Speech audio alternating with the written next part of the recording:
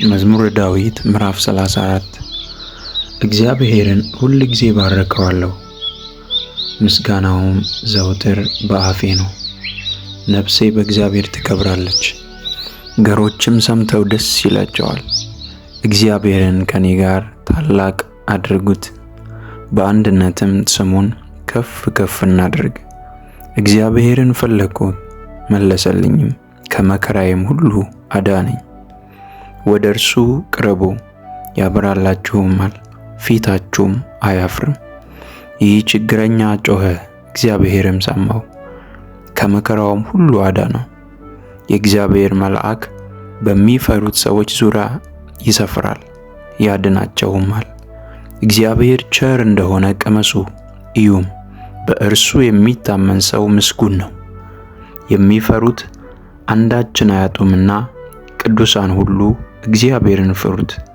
ባለጠጎች ደኸዩ ተራቡ፣ እግዚአብሔርን የሚፈልጉት ግን ከመልካም ነገር ሁሉ አይጎድልም። ጌታ ሆይ ዛሬ ላመሰግን በፊት እቀርባለሁ።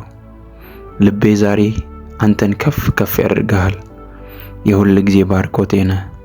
እግዚአብሔር ሆይ ስለ መልካምነት አመሰግንሃለሁ፣ ስለ ሰጠኝ ሰላም አመሰግንሃለሁ። እግዚአብሔር ሆይ ቀንን ስለጨመርክልኝ በእድሜ ላይ አመሰግንሃለሁ። በሕይወቴ ላይ ስላሉ ነገሮች ሁሉ ባርክሃለሁ። አንተ ሳታቅ የሚሆን ነገር የለም በሕይወቴ ላይና ስምህን ከፍ ከፍ አደርጋለሁ። ማደሪያ ይባረክ፣ ዙፋን ይባረክ። እግዚአብሔር ሆይ አንተ ማለዳም አመሰግንሃለሁ፣ ምሽትም አመሰግንሃለሁ። በምሄድበት ቦታ ሁሉ ባርክሃለሁ። የሁል ጊዜ ባርኮቴ ነህ። በሕይወቴ እንዳንተ ያለ ለኔ የለም። ልክ እንደ ዳዊት አመሰግንሃለሁ፣ ልክ እንደ ዳዊት ባርክሃለሁ። አሁን ያለሁበት ሁኔታ እንዳላመሰግን አያደርገኝምና አመሰግንሃለሁ። አሁን ካለበት ችግር አንተ የበላይ ስለሆንክ አመሰግንሃለሁ። አሁን ካለሁበት ጥያቄ አንተ ኤልሻዳይ ስለሆንክ አመሰግንሃለሁ። ስለሚገባህ አመሰግንሃለሁ። ስለ ስራዬ ተባረክ፣ ስለ መግባት መውጣት የተባረክ። ነፍሴ ትባርካለች።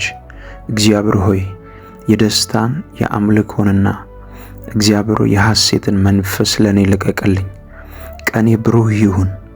አንተን እያመለኩ አንተን እያመሰገንኩ እንድውል ጸጋህ ይለቀቅልኝ። እግዚአብሔር ሆይ ሁል ጊዜ ከኔ ጋር ነህ። ደግሞ መንገድ ስለምትጠቁመኝ ወደ እውነት ሁሉ ስለምትመራኝ አመሰግንሃለሁ፣ አመሰግንሃለሁ፣ አመሰግንሃለሁ። ዳዊት 150ውን ምዕራፍ መዝሙረ ዳዊት ተብሎ እንደተጻፈ የዳዊት መዝሙር እንደተባለ የትኛውም ቻሌንጆችን የትኛውም የሚያልፍበትን መከራ ወደ ዝማሬ እንደቀየረው አሁን እኔ ያለፍኩበት ባለው ነገር አላጉረመረምም። አመሰግንሃለሁ።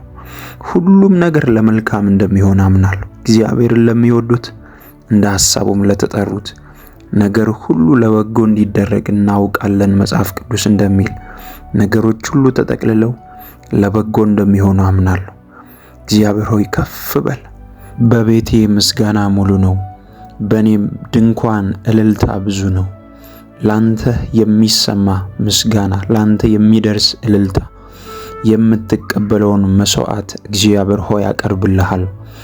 አመሰግንሃለሁ፣ አመሰግንሃለሁ፣ አመሰግንሃለሁ። ከውስጤ ፈቅጄ እንዳለ ዳዊት ፈቅጄ አመሰግንሃለሁ እገዛልሃለሁ እንዳለ ፈቅጄ አመሰግንሃለሁ፣ ፈቅጄ ከፍ ከፍ አደርግሃለሁ። የሕይወቴ ጌታ፣ የሕይወቴ እረኛ ከፍ በልልኝ። ማደሪያ ይባረክ። ባለፉት ባለማወቅ ባጉረመረምኳቸው ጊዜያቶች ሁሉ እግዚአብሔር ሆይ አሁን ንስሐ ገባለሁ።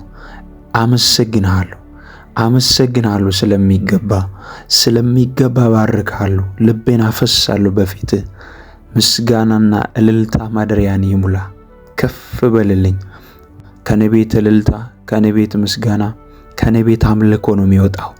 ይህ ደግሞ ስለሚሆን አመሰግንሃለሁ። ከፍ በልልኝ። ስለምትወደኝ አመሰግንሃለሁ። አሜን፣ አሜን፣ አሜን።